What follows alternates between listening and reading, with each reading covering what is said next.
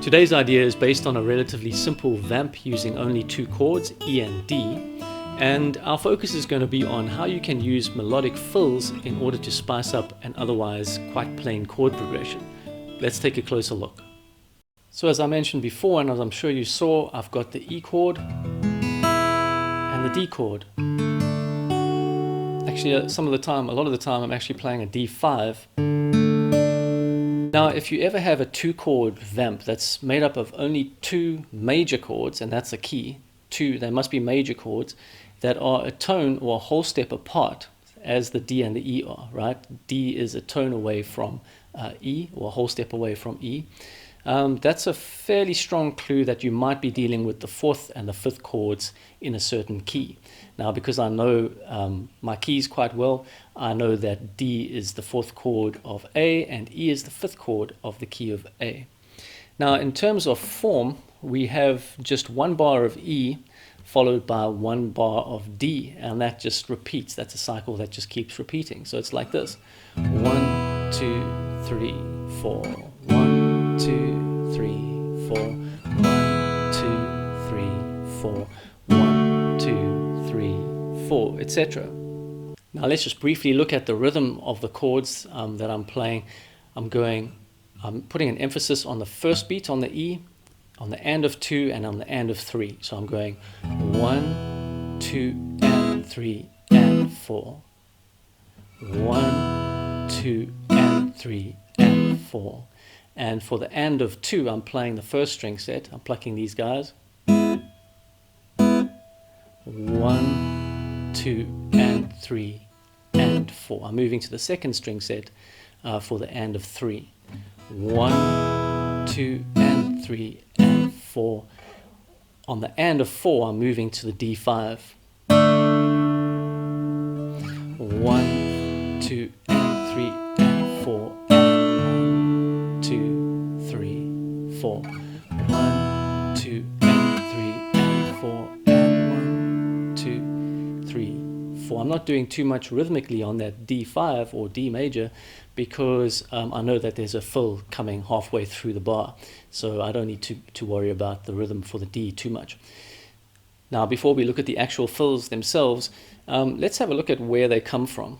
Because I'm using two chords from the key of A major, I know that I can use the notes in the key of A, aka the A major scale, to come up with some melodic ideas that will fit with these two chords. So the A major scale, for those who don't know, we can start with this A open string, the note B on the 2nd fret, C sharp on the 4th fret, D open string, E on the 2nd fret, F sharp on the 4th fret, G sharp on the 1st fret of the G string, and then A on the 2nd fret of the G string. That's one octave of the A major scale so far. Let's go through that.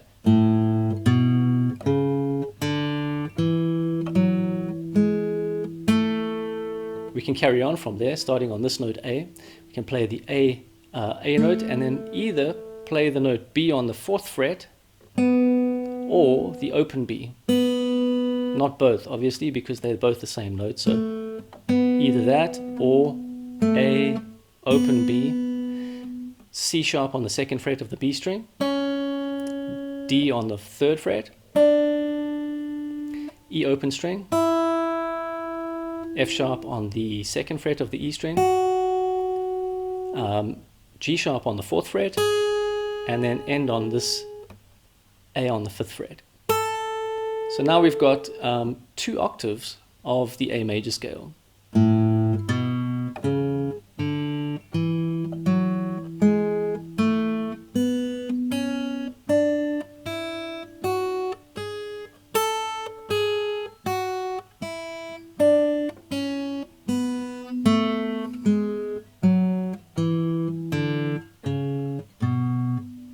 If you want to get the lower notes, you can also include these ones: G sharp, F sharp, and E.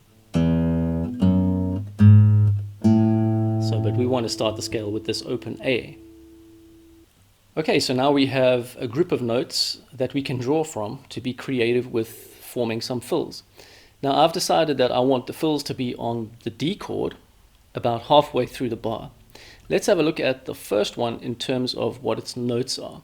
So I'm going from the E chord,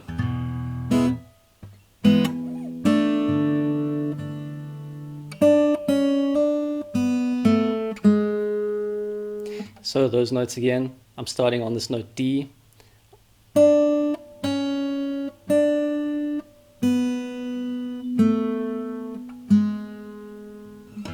that brings me back to the E chord again.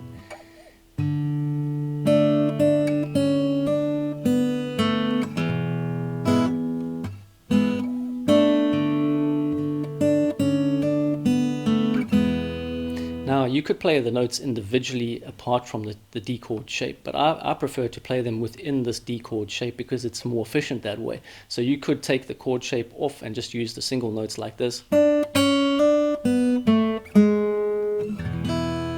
That's perfectly legit and nothing wrong with it, but I prefer to try and keep them within this chord shape if possible.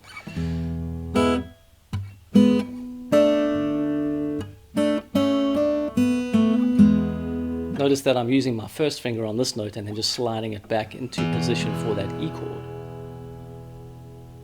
So in terms of timing, all of the little fills are coming in on the end of 2 when I'm playing the D. So it's going to be like this: 1, 2, and 3, and 4, and 1. So we've got a phrase that's made up of 8 notes: 1, 2, and 3, and 4, and 1. So it's starting on the end of 2 and ending on the first beat of the next bar.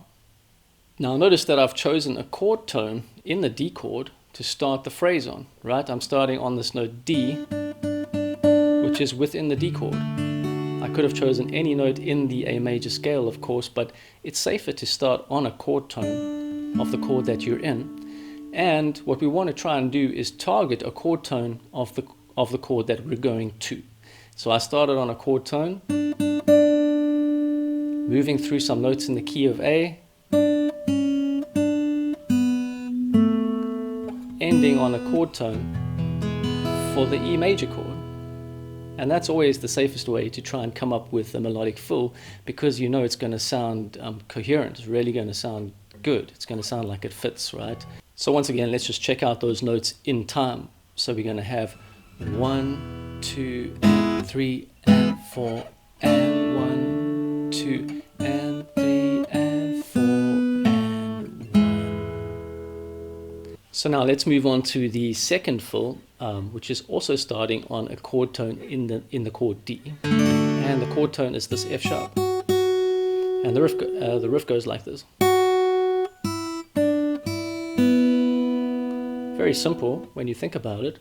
So it's F sharp, open E, D, E, and then open B. So we've got 1, 2, and 3, and 4, and 1, 2.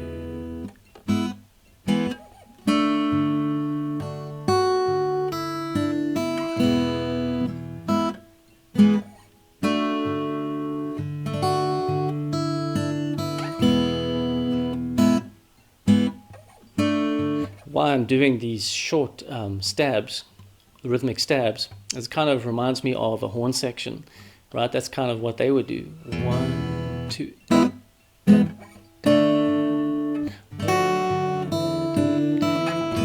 So once again, the notes are, and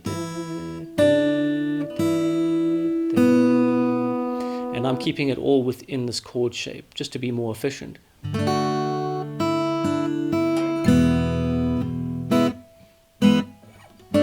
Notice that I'm using my pinky to dampen the strings.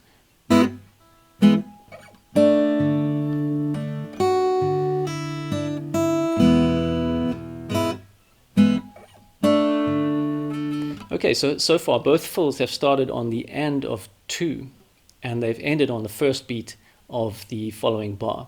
And we've always started on a chord tone, okay, and we've ended on a chord tone of D, ending on a chord tone of E. Now the third fill once again starts on a chord tone, this note A, on the 5th fret of the E string. And you might be thinking, well, that doesn't look like a chord tone within the D chord.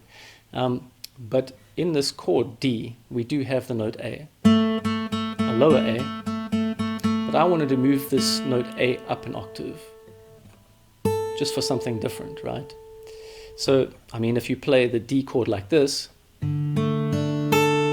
which is valid, that's really a D5. This note A then features in the chord, but regardless, the note A is still a chord tone in the chord D. So I'm starting on this note A. I'm moving back to the note G sharp and doing a hammer-on pull-off. It's quite a quick move. So now,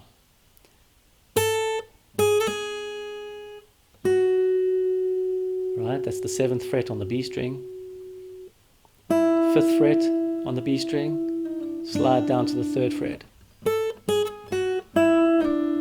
and then ending on this E open string. And so what's happening? Again, this note E is our target note, and it's a chord tone in the chord E.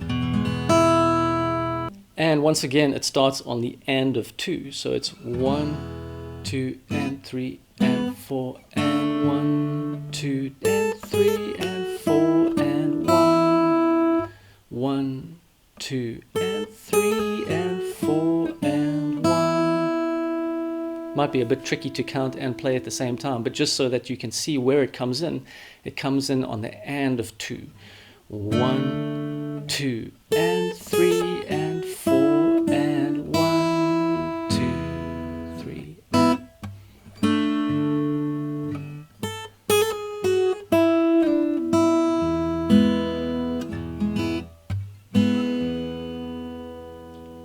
So those 3 fills, I just cycle one after the other. I start on this one.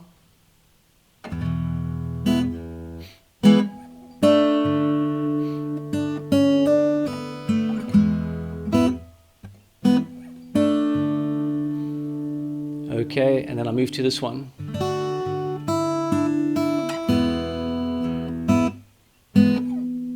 Call that number 2, number 3.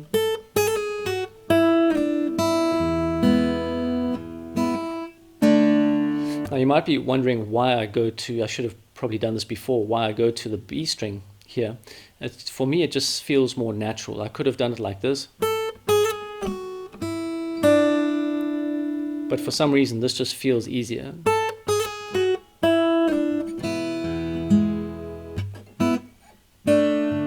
They're the same notes, and that actually brings me to another interesting point.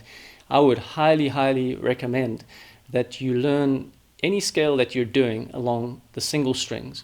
So if you've learned the A major scale, get to know what notes are in that A major scale and learn to play them only on the E string, and then only along the B string, then only along the G string, then only along the D string. In this way, you won't be sort of limited to scale shapes, box shapes that you've learned. For example, here's one.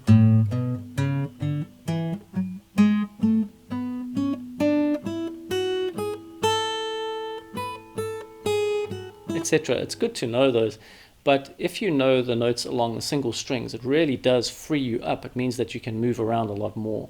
So that's something I'd highly recommend. Okay, so now it's over to you. You can learn the fills that I've just shown you, and you can also make up your own. If you want, use the same chords, E major, D major, and use the notes of the A major scale.